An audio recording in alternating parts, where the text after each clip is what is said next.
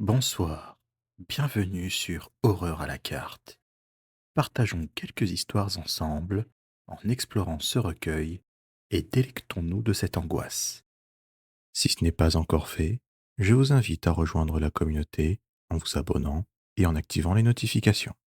Je vous invite aussi à noter dans les commentaires là où les histoires qui vous auront fait frissonner. Alors, installez-vous confortablement et commençons avec cette première histoire. Terrifiante randonnée. Je m'appelle Juan, j'ai 39 ans, je suis marié et père de 2 enfants, et je suis peintre en bâtiment au Mexique. C'est le week-end, et je décide de faire une randonnée en solitaire dans la jungle du Yucatan. Je m'engouffre dans un passage, et je finis par traverser les ruines d'une ancienne cité maya. C'est magnifique, mais la chaleur est étouffante aujourd'hui. Les moustiques n'arrêtent pas de m'attaquer. L'atmosphère devient pesante, et l'écho de mes pas résonne dans les temples déserts. Soudain, un bruit de branches cassées attire mon attention. Je me retourne et aperçois un groupe d'hommes armés qui m'observent un peu plus loin. Les hommes sont vêtus de noir et portent des cagoules qui dissimulent leur visage. Ils se dirigent vers moi, une machette à la main. Je suis pris de panique. Mon cri retentit dans la jungle. Je tente de me calmer, mais la peur est plus forte. Les hommes m'encerclent. Ils m'ordonnent de les suivre en direction d'un sentier caché dans la végétation. Nous marchons pendant des heures, sous une chaleur accablante. La peur et la fatigue me rongent. L'un des hommes finit par m'arrêter et m'ordonne de m'agenouiller. Il glisse sa machette sous ma gorge. Je ferme les yeux, m'attendant au pire, à une fin certaine. Je pense à ma femme et à mes enfants, que je ne reverrai jamais. Un silence assourdissant s'abat sur la jungle. Puis, j'entends un coup de feu. Un des hommes s'effondre, la tête ensanglantée. Profitant de la confusion, je me précipite vers les arbres. Je cours à travers la jungle, les branches me fouettant le visage. Je n'ose pas me retourner, mais j'entends les cris des hommes qui me poursuivent. Je suis à bout de souffle, mais je continue à courir, bien déterminé à revoir ma famille. Je parviens à m'échapper et à retrouver la route principale. Je suis sain et sauf, mais traumatisé à vie. Je finis par rentrer chez moi, la peur au ventre, et guettant chaque seconde dans mon rétroviseur pour vérifier que je ne suis pas suivi. Plus tard, j'apprends que le groupe d'hommes était un cartel mexicain. Ils étaient à la recherche d'un archéologue qui avait découvert un trésor maya dans la jungle. L'archéologue a été assassiné, mais le trésor n'a jamais été retrouvé. Je suis hanté par le souvenir de cette journée et par la violence gratuite dont j'ai été témoin. Je n'ai jamais oublié le regard des hommes du cartel, ni la peur que j'ai ressentie ce jour-là. L'ombre du cartel plane toujours sur moi, un rappel de la violence et de la cruauté qui existent dans le monde. Et j'avoue que depuis ce jour, les randonnées, ça me dit plus trop.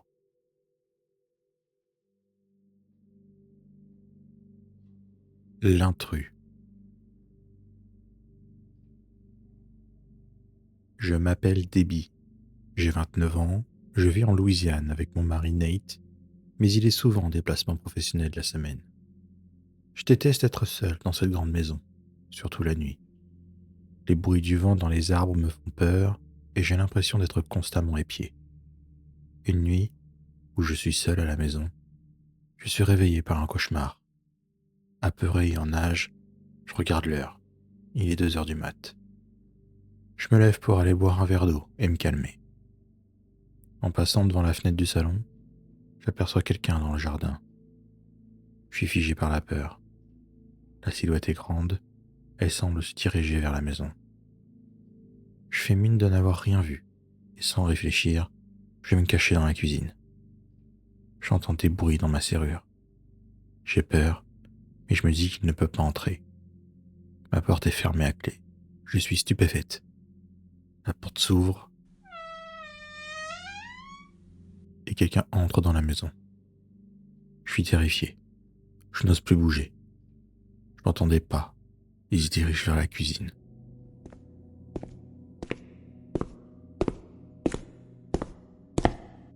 Je me recroqueville derrière le comptoir, tremblante de peur. La lumière de la cuisine s'allume. Cet intrus se tient devant moi, un cutter à la main. Il est super grand. L'homme sourit d'un air sinistre et me dit qu'il est venu pour mettre fin à mes jours. Je pousse un cri de terreur et je me débat de toutes mes forces. Je suis petit et frêle, mais je suis déterminé à survivre. J'arrive à attraper un couteau sur le comptoir et je le poignarde dans le bras. Il hurle de douleur et me lâche. J'en profite pour m'enfuir. Je cours à travers la maison, poursuivi par ce monstre. J'atteins la porte arrière de la maison et je sors dans la nuit. Je cours sans savoir où je vais, la peur au ventre. Je finis par arriver chez une voisine qui appelle la police.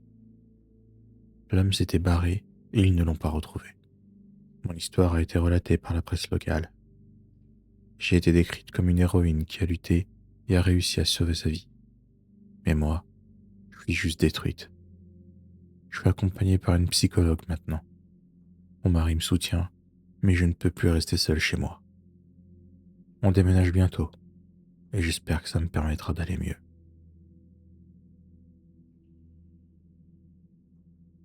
La menace cachée. Je m'appelle Yasmine, j'ai 30 ans. Je suis originaire du Maroc, mais j'ai décidé cette fois de partir en vacances à Djerba, en Tunisie. Je suis venu seul pour me détendre et profiter du soleil. Je loge dans un petit hôtel charmant, situé à 2 pas de la plage. Dès le premier jour, je fais la connaissance d'un homme sur la plage. Il s'appelle Karim, il est tunisien, et il travaille comme guide touristique. Il est grand et beau, avec un sourire charmeur et des yeux ténébreux. Nous discutons pendant des heures, et je me sens rapidement attiré par lui. Les premiers jours, il me fait visiter quelques endroits très charmants. Je suis heureuse, mes vacances s'annoncent excellentes. Cependant, au fil des jours, le comportement de Karim change. Il devient possessif et jaloux. Il me suit partout et me surveille constamment. Il m'interdit même de parler à d'autres hommes et me fait des scènes de ménage si je ne lui obéis pas. Je commence à avoir peur de lui. Je me sens piégé et je ne sais pas comment me sortir de cette situation. J'ai peur de le contrarier et qu'il me fasse du mal. Lors d'une soirée au restaurant, il commence à m'embrouiller car il pense que j'ai des vues sur le serveur. Il trouve qu'il y a anguille sous roche. Je lui assure qu'il se trompe, mais il n'en démord pas. Il finit par se mettre en colère et me contraint à rentrer à l'hôtel. On arrive enfin dans la chambre et je me dis qu'il va pouvoir se calmer. Mais j'étais loin d'imaginer la suite des événements. Il m'attrape par les cheveux et commence à m'ourrer de coups. Il m'insulte de tous les noms, puis il se calme et se confond en excuses. Je suis sidéré. Je n'arrive pas à réaliser tout ce qui vient de se passer. On s'allonge dans le lit et il me prend dans ses bras. Il finit par s'endormir. Alors tout doucement, je me faufile dans la salle de bain et je vois l'horreur. Mon visage est tuméfié. Je ne me reconnais plus. Je décide de fuir.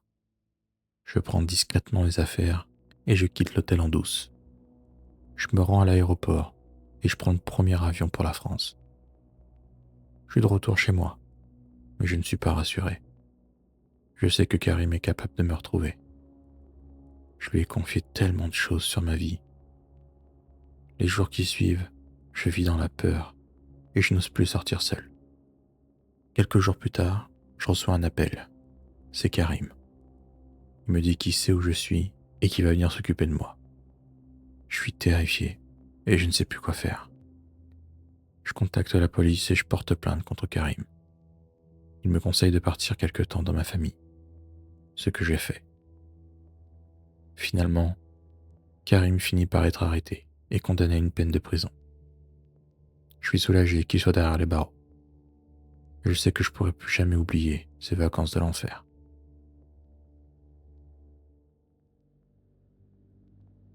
Mon ami m'appelle Charlotte. J'ai 38 ans. Je vis à Paris et je suis la meilleure amie d'Amélie. On est inséparables depuis l'enfance. Mais actuellement, je suis anéanti parce qu'elle a disparu. Il y a quelques semaines maintenant, elle ne s'est pas présentée à notre rendez-vous. Inquiète, je me suis rendu chez elle. Personne ne répond. Son téléphone est éteint, son ordinateur fermé. C'est comme si elle s'était volatilisée. La police ne s'alarme pas. Elle est majeure et il me conseille d'attendre. Mais je la connais. Elle ne partirait jamais sans me prévenir. Déterminé à la retrouver, je fouille son appartement à la recherche d'indices. Je trouve alors des carnets remplis de croquis étranges, des symboles bizarres et des photos d'endroits abandonnés. Un endroit attire mon attention. Les catacombes. Amélie n'était pas claustrophobe, mais je ne la pensais pas du genre à explorer des tunnels lugubres. Pourquoi s'y est-elle intéressée? Le lendemain, je contacte un guide spécialisé dans les explorations urbaines clandestines. L'exploration des catacombes est une plongée dans l'inconnu. L'air est froid et humide, l'odeur âcre de la terre me prend à la gorge. Nous nous enfonçons dans les tunnels, éclairés simplement par nos lampes frontales. Des ossements empilés par millions recouvrent les murs. Des crânes nous fixent de leurs orbites vides, et des fémurs jonchent le sol. L'atmosphère est pesante. Le guide, lui, est imperturbable, sifflotant, insensible au caractère macabre de l'endroit. Il m'explique qu'on se dirige vers le secteur interdit, et que c'est là où on trouve des trucs bizarres, des graffitis étranges et des passages secrets. Je me demande si les notes d'Amélie faisaient référence à ce secteur. Est-ce qu'elle est venue ici? Certaines parties des tunnels semblent avoir été scellées, puis réouvertes de force. Soudain, mon guide s'arrête net. Il pointe une inscription gravée sur le mur, identique à un des symboles du carnet d'Amélie. Mon cœur s'emballe. Je me dis que c'est un signe et qu'elle est sûrement venue ici. Mais où est-elle allée? Est-ce qu'elle s'est mise en danger? D'un coup, on entend un craquement sec un peu plus loin. On écoute sans faire de bruit et on comprend que les craquements se rapprochent. On dirait des pas. On se cache, chuchote mon guide, en me tirant par le bras vers une alcôve sombre. On arrête de respirer en se faisant le plus discret possible. Les pas se rapprochent de plus en plus, lourds et résonnants dans le silence du tunnel. Une ombre immense se dessine à l'entrée de l'alcôve. On voit une silhouette massive, plus grande qu'un homme. Elle tient une torche à la main. On aperçoit des lambeaux de tissu noir, des membres décharnés et des yeux brillants. Une terreur absolue m'envahit, et je serre les dents pour me retenir de crier. La créature se penche à l'entrée, me fixant.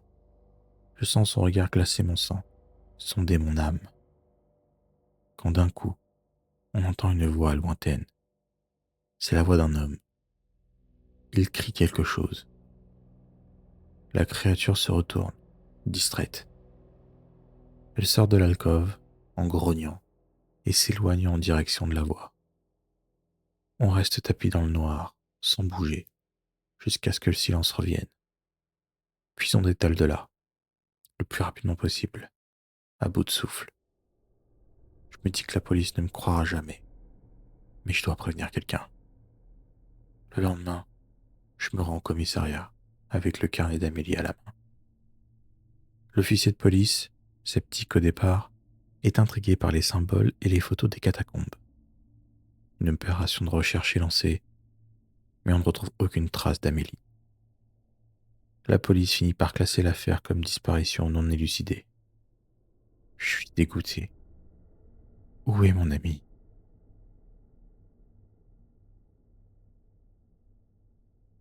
Hantise. Je m'appelle Sandra, j'ai 28 ans et je viens d'emménager avec mon mari Sébastien et nos deux enfants, Lily et Gaspard, dans un vieux cottage au pied de Pendle Hill, une colline légendaire du nord de l'Angleterre. Dès notre arrivée, on est envahi par une étrange sensation. Les enfants se plaignent de bruits étranges dans leur chambre. Le vent souffle à travers les fenêtres projetant des ombres menaçantes sur les murs de notre cottage. Un froid glacial s'installe, comme si une présence invisible s'était infiltrée dans notre foyer. Des bruits étranges résonnent dans la maison, des chuchotements dans les couloirs, des coups sourds dans les murs, des frottements provenant du grenier. Chaque son est un nouveau coup de poignard dans notre tranquillité. La situation dégénère rapidement.